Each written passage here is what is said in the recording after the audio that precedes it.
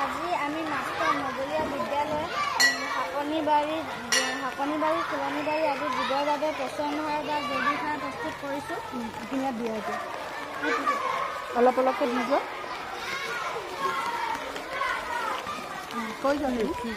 এইখিনি আমি একেলগে এতিয়া গাঁতটোত ঢালি দিম।